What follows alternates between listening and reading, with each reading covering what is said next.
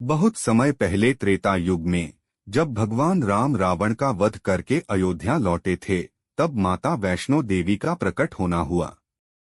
माता का जन्म कथा है कि दक्षिण भारत में रत्नाकर सागर नामक एक साधु रहते थे। वे बड़े धर्मात्मा और भगवान विष्णु के उपासक थे। उनकी कोई संतान नहीं थी। वे रोज तपस्या करके यही वरदान मांगते थे कि उन्हें एक दिव्य कन्या संतान प्राप्त हो। भगवान विष्णु ने उनकी प्रार्थना स्वीकार की और कुछ समय बाद रत्नाकर सागर की पत्नी के गर्भ से एक सुंदर कन्या का जन्म हुआ। वही कन्या आगे चलकर वैष्णो देवी कहलाई। बचपन से ही माता असाधारण थीं। उन्होंने कभी साधारण खेलों में रुचि नहीं ली, बल्कि वे दिन रात पूजा, भजन और ध्यान में लीन रहतीं। उन्होंने अपनी अलौकिक शक्तियों से आसपास के लोगों को अन्न और जल प्रदान करना शुरू किया। तपस्या और व्रत। जैसे जैसे वे बड़ी हुईं, उन्होंने ब्रह्मचर्य और तपस्या का मार्ग चुना। उन्होंने निश्चय किया कि वे लोक कल्याण के लिए ही जन्मी हैं।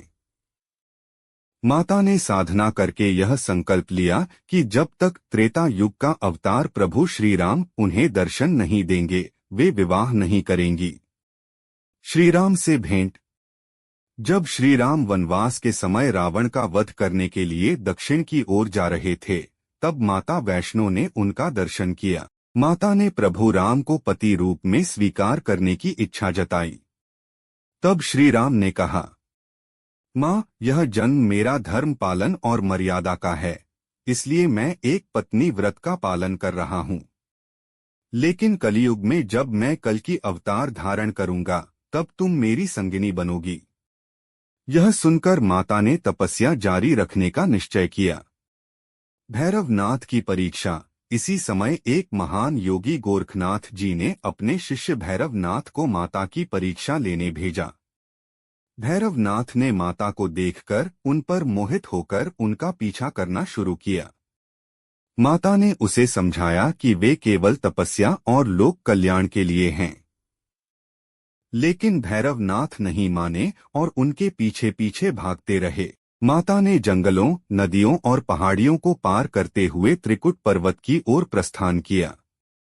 इस दौरान उन्होंने एक गुफा में 9 महीने तक तपस्या की। यह गुफा आज अर्धकुंवारी गुफा कहलाती है। आखिरकार जब भैरवनाथ ने उनका पीछा नहीं छोड़ा, तब माता गुफा से निकलकर आगे बढ़ी और एक संकरे मार्ग से त्रिकुट पर्वत पर पहुंची। भैरवनाथ का वध। भैरवनाथ ने जब माता को घेर लिया, तब माता ने चंडी का रूप धारण किया और अपने त्रिशूल से उसका सिर धड़ से अलग कर दिया।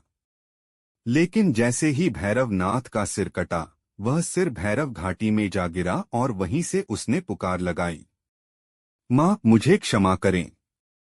मुझे ज्ञान नहीं था कि आप दिव्य शक्ति हैं। माता ने उसे आशीर्वाद दिया कि भैरव, मेरी यात्रा तभी पूर्ण होगी जब कोई भक्त मेरे दर्शन करके तुम्हारे स्थान पर भी दर्शन करेगा। इसी कारण आज भी वैष्णो देवी के दर्शन भैरव बाबा के दर्शन किए बिना अधूरे माने जाते हैं। माता का धाम। इसके बाद माता ने गुफा में 3 पिंडियों के रूप में निवास किया। महाकाली, महालक्ष्मी, महासरस्वती। आज यही वैष्णो देवी का दरबार कहलाता है, जहां लाखों श्रद्धालु हर साल माता के दर्शन करने आते हैं। सार। मां वैष्णो देवी की यह कथा हमें सिखाती है कि सच्ची भक्ति, धैर्य और तपस्या से हर कठिनाई पर विजय पाई जा सकती है। भक्ति में शक्ति है और शक्ति में करुणा।